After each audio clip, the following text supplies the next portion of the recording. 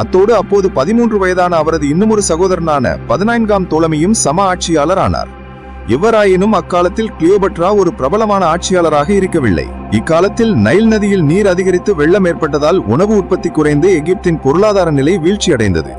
இதேவேளை கிமு 47இல் கிளியோபட்ராவுக்கு ஒரு ஆண் பிள்ளை பிறந்தது. அதற்கு தொலமி சீசர் என்று பெயர் சூட்டப்பட்டது. இந்த குழந்தையை சிசேரியன் என்று அழைத்தார் கிளியோபட்ரா. கிமு 46லிருந்து 45 காலப்பகுதியில் கிளியோபட்ரா தனது சகோதரன் மற்றும் மகனுடன் ரோமுக்கு சென்றார். அப்போது சீசர் ரோமுக்கு சென்றிருந்தார். அங்கு நகருக்கு அருகே அவருக்கு சொந்தமான ஒரு வீட்டில் அவர்கள் தங்கினர். சீசருக்கும் கிளியோபட்ராவுக்கும் இடையிலான உறவு மறைக்கக்கூடிய ஒன்றாக இருக்கவில்லை. இவ்வாறாயினும் சீசர் திருமணம் முடித்த ஒருவராக இருந்ததனால் இது பெரும் சர்ச்சையை ஏற்படுத்தியிருந்தது. கிமு 44 மார்ச் 15ஆம் தேதியில் சீசர் கொல்லப்பட்டார். பின்னர் கிளியோபட்ராவும் உள்ளிட்டோர் மீண்டும் எகிப்து நோக்கி சென்றனர். சில நாட்களின் பின்னர் கிளியோபட்ராவின் இளைய சகோதரரும் மரணமடைந்தார். இவர் கிளியோபட்ராவால் கொல்லப்பட்டிருக்கலாம் என்ற சந்தேகமும் நிலவுகின்றது. இவராயினும் இதன் பின்னர் தனது 3 வயதான மகனை சம ஆட்சியாளராக நியமித்து ஆட்சி செய்தார் கிளியோபட்ரா. சீசரின் மரணத்தின் பின்னர் ரோமில் சிவில் யுத்த நிலை ஏற்பட்டது. சீசரின் ஆதரவாளர்களான மார்க் அந்தோனி, ஆக்டேவியன், லெபிடஸ் ஆகிய மூவரும் ஒரு தரப்பிலும், சீசரை கொலை செய்த கேசியஸ் புரூட்டஸ் ஆகியோர் மறுதரப்பிலும் நின்றனர். இந்த குழுக்களுக்கிடையில் தான் போர் ஏற்பட்டது. இக்காலத்தில் மத்திய தரைக்கடலில் அமைந்திருந்த முக்கியமான ஒரு நாடாக எகிப்து இருந்ததால் எகிப்தின் ஒத்துழைப்பை இந்த இரு தரப்பும் எதிர்பார்த்தன.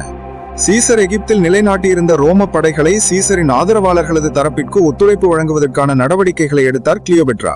கிமு 42இல் அவர்கள் சிவில் யுத்தத்தை வெற்றி கொண்டதோடு ஆக்டேவியனும் மார்க் அந்தோனியும் ரோமின் அதிகாரத்தை பகிர்ந்து கொண்டார்கள். சீசரின் மரணத்தின் பின்னரான காலப்பகுதியில் கிளியோபட்ராவின் செயல்பாடுகள் குறித்து கலந்துரையாடுவதற்காக கிமு 41இல் மார்க் அந்தோனி தென் துருக்கியில் அமைந்துள்ள டார்சூஸ் நகருக்கு கிளியோபட்ராவை அழைத்தார். எனவே டாரியுஸ் துறைமுகத்துக்கு வந்த கிளியோபட்ரா வெள்ளி நிறத்தினாலான துடுப்புகளையும் நாவல் நிறத்தினாலான பாய்மரங்களையும் கொண்ட தங்க நிறம் பூசப்பட்ட ஒரு கப்பலில் ஏறி ஐசிஸ் தேவதை போன்று அலங்கரித்துக் கொண்டு வந்தார்.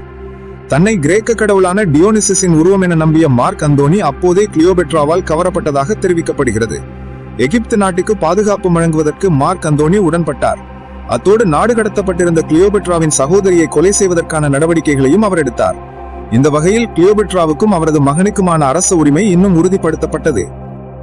எவ்வாறாயினும் அவர்கள் இருவரதும் சந்திப்பு அவர்களது இறுதி அழிவுக்கான காரணமாக அமையுமென்று அவர்கள் இருவரும் அப்போது நினைக்கவில்லை.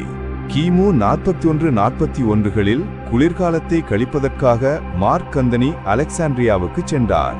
இந்த நேரத்தில் அவரது 3வது மனைவி ஃபல்வியாவும் பிள்ளைகளும் ரோமில் இருந்தனர். அந்தோனி மீண்டும் ரோமுக்கு சென்று சில மாதங்களில் கிளியோபட்ராவுக்கு இரட்டையர்கள் இருவர் பிறந்தனர். இவர்களுக்கு அலெக்சாண்டர் ஹேலியோஸ்,